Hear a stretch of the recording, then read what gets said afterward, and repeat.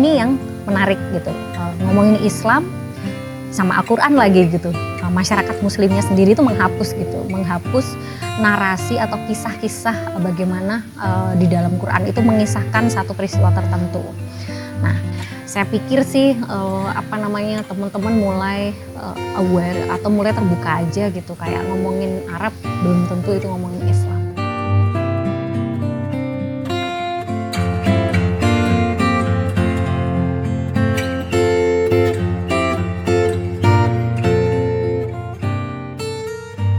Kalau ngomongin sastra Arab ya, khususnya sastra Arab kan masyarakat kita itu kalau ngomongin Arab tuh tiba-tiba kan jadi Islam gitu ya, jadi Islam yang sangat melekat di telinga kita saat menyebut kata Arab itu kemudian Islam.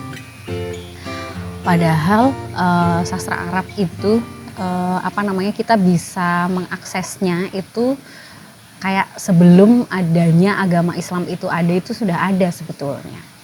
Jadi kalau misalnya kita menandai masa Islam itu adalah pas ketika Nabi Muhammad sudah ada. Artinya itu kan berarti sekitar tahun 571 Masehi gitu. Terus dia hidup umurnya 63 tahun gitu. Jadi memang kan pas masa Nabi itu berarti sekitar 571 sampai 600-an Masehi. Nah, apa yang terjadi di Jazirah Arab itu di masa sebelum itu.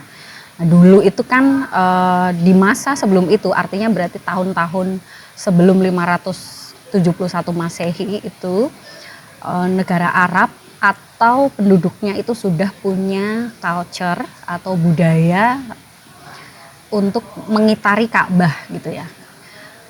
Kalau di beberapa literatur disebutkan masa sebelum Islam itu disebut masa jahiliyah gitu. Itu bukan perkara jahiliyah itu artinya mereka jauh dari pengetahuan, itu sebetulnya tidak juga gitu. Jadi zaman itu jahiliyah itu karena zaman pra-Islam itu kan orang-orang mungkin kayak sini suku-suku gitu ya. Kalau di sana tuh perkabilah-kabilah, terus mereka itu saling berebut daerah atau wilayah gitu. Nah, masing-masing kabilah ini yang memenangkan waktu itu Quraisy. Itu tuh kabilah gede, kayak mungkin bangsawan gitu. Nah, Nabi itu kan keturunannya dari bangsa Quraisy. Jadi kalau dipikir-pikir Muhammad itu dia darah biru gitu karena dia bagian dari bangsa Quraisy gitu tuh.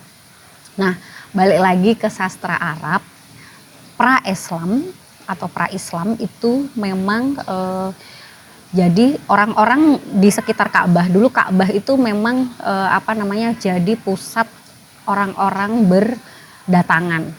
Di sana ada banyak pasar gitu, literally pasar gitu. Pasarnya banyak namanya.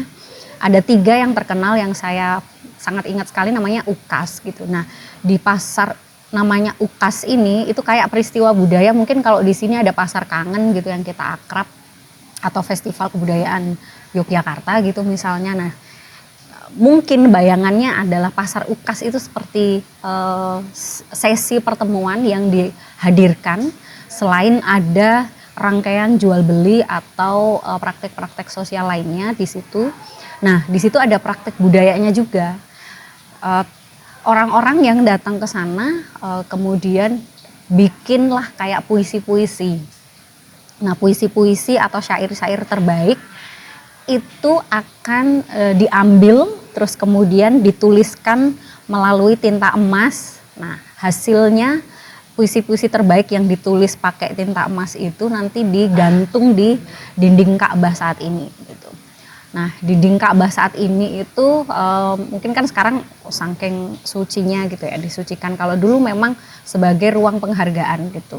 Nah, puisi-puisi yang digantungkan di Ka'bah itu namanya mu'allaqat. Jadi kumpulan-kumpulannya saya lupa gitu, tidak betul hafal nama-nama penyairnya waktu itu, tapi punya memang kecenderungan yang ada di sana adalah yang punya karakteristik yang menarasikan soal keesaan, ada kekuatan yang esa di atas manusia gitu.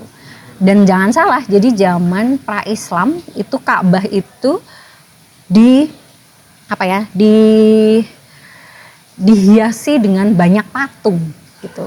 Kalau sekarang kan ketemu patung itu kayak orang nyembah berhala gitu ya. Padahal waktu itu bukan bermaksud untuk menyembah berhala, tetapi patung-patung itu hadir sebagai salah satu sarana masyarakatnya untuk mendekatkan diri kepada kekuasaan yang esa, kekuasaan yang agung gitu. Nah, mediumnya ada beberapa masyarakat yang memakai patung itu sebagai medium spiritualitas mereka. Ada yang memakai mediumnya binatang, hewan gitu. Dan ada yang lain gitu. Nah, ini juga mirip dengan apa yang terjadi di, kalau kita ngomongin Indonesia, Jawa kuno gitu ya. Ada candi-candi dan lain sebagainya. Mungkin sebetulnya situs Ka'bah itu juga tidak jauh dari situs candi yang ada di Indonesia gitu. Dia sebuah situs dekat dengan peradaban masyarakat setempat gitu. Nah, lalu ngomongin kenapa peradaban itu bisa hadir atau bisa dibilang waktu pra-Islam itu juga sudah moncer gitu. Pengetahuannya, peradabannya, kebudayaannya terutama itu melekat. Jadi kalau di Arab, kita ngomongin Arab itu semestanya adalah, kalau kemarin kita di ruang yang lain kami belajar gitu soal geologi nih, dari kacamata geologi gitu kan, ngomongin Jawa itu asalnya kayak lautan gitu. Nah, negeri Arab atau Jazirah Arab yang kita kenal hari ini bukan hanya Saudi Arabia gitu ya, tapi Jazirah Arab yang sudah secara politik waktu itu diakuisisi atau ditengarai sebagai kerajaan Islam gitu. Nah, Jazirah Arab ini yang sampai Irak, sampai Maroko, terus kemudian ada Iran juga, Mesir gitu juga termasuk. Nah, Jazirah Arab ini kan semula mereka malah gurun pasir yang membentang dari Afrika. Nah, lalu bentuk geografis yang seperti itu memunculkan karakteristik manusianya menjadi dua jenis klasifikasinya secara literatur sejarah gitu. Yang satu itu masyarakat yang suka berpindah atau nomaden gitu, mereka disebut masyarakat Badui. Terus yang mungkin secara jejak literaturnya tidak banyak karena selalu berpindah-pindah dan sampai saat ini masih ada gitu. Terus yang satu itu karakteristik kalau bahasa Arabnya tuh hadir gitu.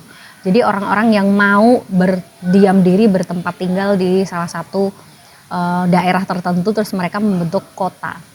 Nah, masyarakat ini yang kemudian sangat berpotensial sekali untuk melahirkan satu peradaban tertentu. Nah, itu sudah terjadi di masa pra-Islam gitu. Nah, oleh karenanya Ka'bah itu menjadi magnet atau situs yang menjadi magnet orang-orang berdatangan. Mungkin kalau sekarang ngomongin secara geografis itu sampai dari Eropa gitu pada datang. Kalau ngomongin hari ini gitu ya, pada datang ke sana bertukar cerita, bertukar benda-benda yang mereka miliki gitu, termasuk juga kebudayaan sastra itu sendiri. Lalu disebut jahiliyah itu karena tadi tradisi kabilah-kabilah atau suku-suku yang saling berperang untuk untuk menguasai wilayah tertentu itu kan menyebabkan perang semakin bergejolak banyak gitu. Nah, waktu itu karena adanya perang yang banyak, akhirnya perkembangan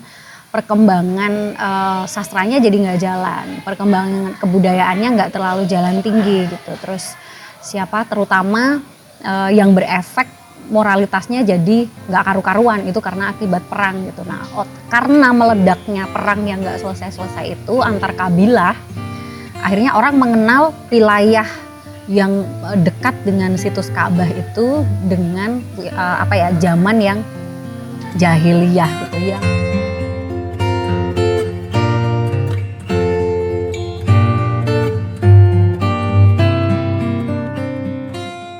Kita masuk ke masa Islam di mana sudah ada Nabi sebagai salah satu patron yang sangat mempengaruhi gitu masyarakatnya. Lalu, nah di masa Islam sendiri ini apa yang terjadi dengan perkembangan sastra Arab itu? Gitu. Nah, kalau boleh bilang sebetulnya masa yang ada Muhammadnya, Nabi Muhammadnya itu kan tidak panjang, dari zaman tahun 571 Masehi sampai sekitar 660-an itu kan bukan zaman yang panjang. Nah, itu sendiri tidak terlalu banyak mempengaruhi perkembangan di sastra Arabnya itu sendiri gitu.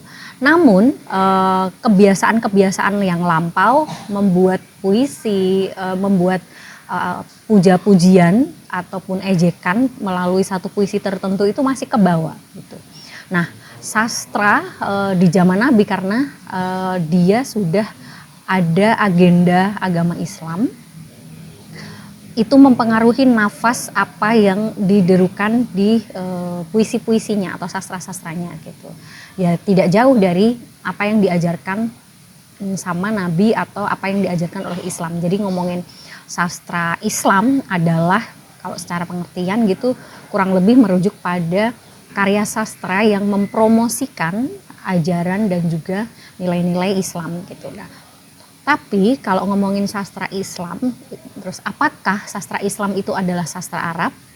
Di bahasa literaturnya, kita ngomongin literatur sastra Arab gitu, sastra Arab di dalamnya ada sastra Islam. Nah, sastra Islam itu hadir sebagai genre atau genre gitu ya, satu genre tertentu di dalam bagian sastra Arabnya, sejarah sastra Arabnya. Nah, kalau ngomongin sastra Islam, apakah sastra Islam itu selalu sastra Arab?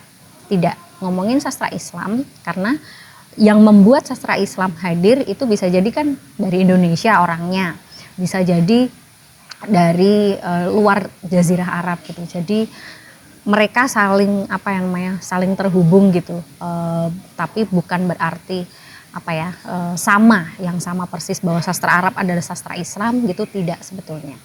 Nah, di zaman Nabi itu para sastrawan yang ada itu sangat terpengaruh sama hadirnya satu kitab suci yang namanya Al-Quran, yang bagi teman-teman muslim yang beragama muslim itu kan menganggapnya satu kitab suci. Lalu kemudian ada hadis. Nah, dua ini itu bisa dibaca sebagai rujukan berbahasa atau secara konsepsi Quran sama hadis itu diposisikan sebagai sastra yang ideal. Mereka kalau Quran adalah kitab petunjuk yang satu kitab petunjuk bagi orang yang muslim, tetapi dia mengandung nilai-nilai puitik gitu di dalamnya. Bahasanya juga iya gitu. Banyak komponen-komponen yang kemudian para sastrawan yang hidup di masanya atau di masa setelah adanya Quran ini, mereka sangat terpengaruhi dengan bagaimana kebahasaan yang terkandung di dalam Al-Quran ataupun hadis itu dicangkok gitu, atau bukan dicangkok diambil gitu sebagai inspirasi gitu. Karena bahasa Al-Quran sendiri itu banyak sekali. Kalau kita ngomongin Al-Quran sebetulnya di dalam kalau Al-Quran itu sudah mampu menceritakan, dia kan punya tradisi pengisahan gitu di dalam penulisannya. Ada pengisahan tentang nabi siapa, ada mitos, ada legenda yang masuk di sana. Ada bahasa-bahasa puisi, ada alegori, ada majas yang hanya perwakilan saja atau keseluruhannya majas gitu. Nah, ada perlawanan satu kalimat, kemudian lawan kalimatnya berada di satu kalimat tertentu. Nah, itu yang tradisi kebahasaan yang terinspirasi dari Quran. Itu juga menginspirasi para cendekiawan dan masyarakat muslimnya gitu untuk bikin satu karya sastranya gitu. Nah, bedanya kalau pra-Islam itu dia tidak ada patron tertentu, tapi kalau zaman Islam rata-rata orang-orang itu atau yang kemudian para sastrawan. Kalau di sini mungkin penulis pertama waktu itu zaman proklamasi kemerdekaan gitu kan, Sayuti Melik. Kalau zaman dulu zaman Nabi itu ada juga namanya Zaid bin Sabit kalau tidak salah, itu juga menulis salah satu puisi yang karena memang adanya patron, jadi kebanyakan puisi-puisinya itu langsung ditujukan kepada Muhammad gitu, karena perilakunya yang baik, perilakunya yang santun gitu, terkenal sebagai manusia yang berbudi luhur gitu. Nah, ngomongin kejayaannya kapan sih sebetulnya kejayaan sastra Arab zaman Islam gitu tuh? Kalau ngomongin kejayaan sastra Arab zaman Islam itu berarti ngomongin juga daulah Islamnya gitu sendiri, atau secara kerajaan Islamnya itu pas kenceng-kencengnya itu pas kapan ya gitu misalnya. Nah, setelah masa Nabi terus ada masa sahabat-sahabat Nabi gitu. Nah, sahabat-sahabat Nabi ini yang juga terkenal sebagai sastrawan itu ada namanya Ali bin Abi Thalib gitu. Nah, yang itu tidak banyak dikenali oleh para muslimin kita atau warga muslim Indonesia gitu. Taunya ya sahabat Nabi itu dari kategori fikih saja gitu misalnya.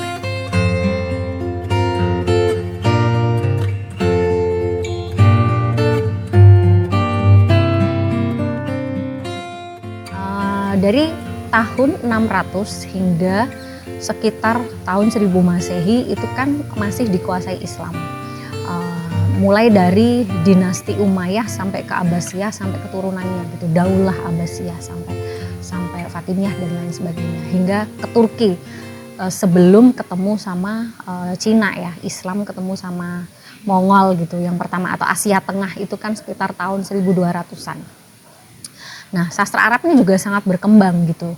Kalau yang paling terkenal bahkan sampai pada telinga masyarakat Indonesia nih yang familiar itu kan Qasidah Al-Berjanji atau Qasidah Al-Berjanji, itu yang sangat terkenal, ciptaannya Al-Busairi gitu.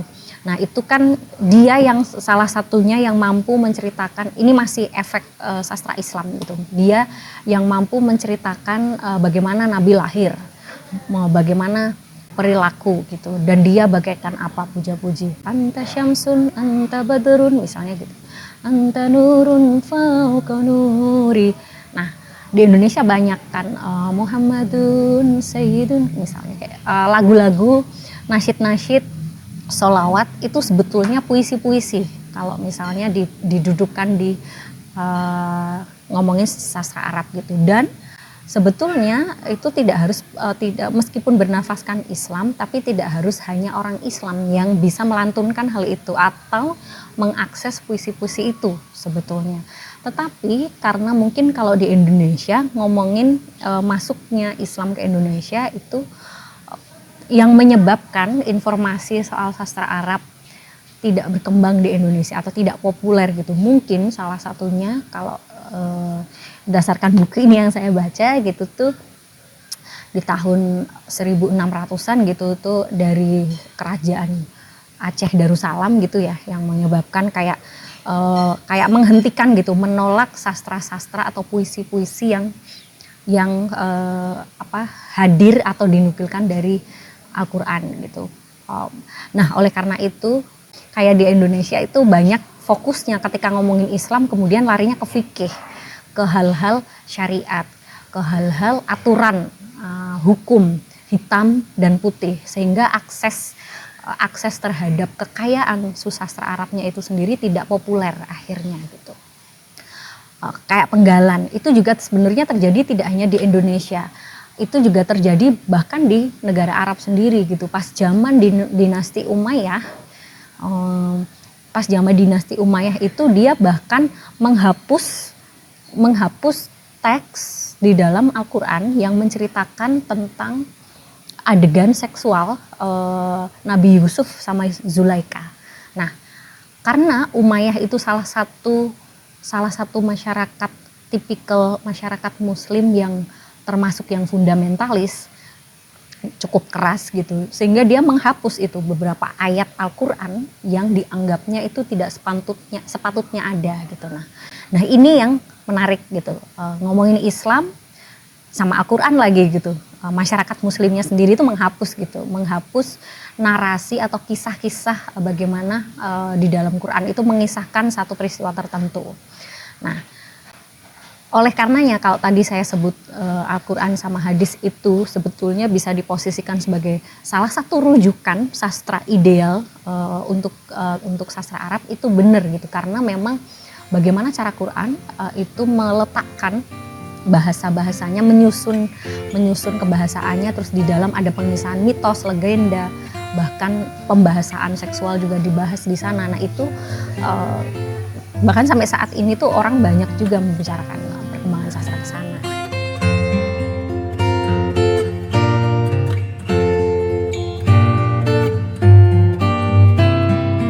Nah balik lagi gitu, kalau ngomongin ya di tahun 600 atau sekitar tahun 600 Masehi sampai 700-an Masehi ketika ada Abbasiyah hadir, itu sebetulnya yang kita sekarang sebut sholawat, sebut sebagai berjanji gitu-gitu, itu kan nukilan dari puisi-puisi yang ada di sastra Arab gitu. Nah sekarang banyak kalau ngomongin modern yang tadi saya jadi diingatkan lagi, jadi ada salah satu sastrawan modern namanya Najib Mahfud gitu. Dia bikin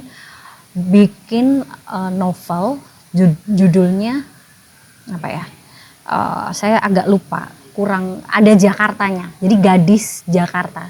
Tapi bahasanya bukan Almar'ah gitu kan, beda dari sisi bahasanya beda, Gadis Jakarta.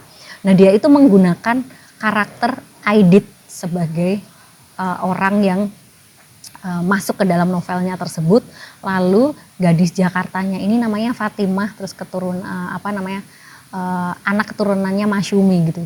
Jadi meskipun dia sastrawan dari Arab, terus itu dia juga karena Islam masuk ke Indonesia, akhirnya dia juga tertarik gitu sama Indonesia, dan cerita latar sosial politik yang ada di Indonesia juga dimasukkan. Nah itu juga salah satu yang wujud daripada sastra Arab itu sendiri gitu. Hingga saat ini yang sebetulnya sudah kita bisa akses. Tema-tema banyak yang menarik memang sejak munculnya zaman Islam.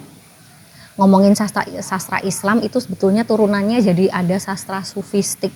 Kalau di Indonesia kita kenal ada sastra sufi, sastra yang kemudian banyak mengagungkan atau mengedepankan tema-tema transendental, esensial gitu. Itu ya juga efeknya dari sastra Islam. Nah, sastra Islam efeknya dari menjadi bagian dari sastra Arab itu sendiri. Tapi sastra Islam itu juga bisa sangat dicabut dari sastra Arab karena dia tidak mengaitkan ruang tertentu. Dia bisa hadir di Indonesia, dia bisa hadir di mana gitu. Ketika ngomongin sastra diaspora, sastra Arab tuh juga mengalami sastra diaspora. Salah satu yang terkenal gitu, teman-teman yang dari Libanon atau sastrawan yang dari Libanon pindah ke Amerika, terbagi jadi dua gitu, Amerika Utara, Amerika Selatan. Salah satu yang di Amerika Utara yang kita kenal itu ada Amin Rehani, Michel Nuaimah, dan juga Khalil Gibran gitu ya, mungkin akrab didengar sama teman-teman. Nah, mereka itu sebenarnya adalah sastrawan sastra Arab gitu, cuman mereka kan bukan beragama Islam kan gitu. Nah, bahkan lebih dikenal atau karya-karyanya lebih universal gitu, tidak ada kaitannya sama agama tertentu gitu. Jadi ngomongin sastra Arab itu memang bervariatif. Ada masa dia tidak sangat terpengaruh oleh agama Islam itu sendiri, tapi juga punya turunan yang lain gitu. Ada juga sastra Arab itu yang terlepas dari ajaran agama Islam itu sendiri gitu.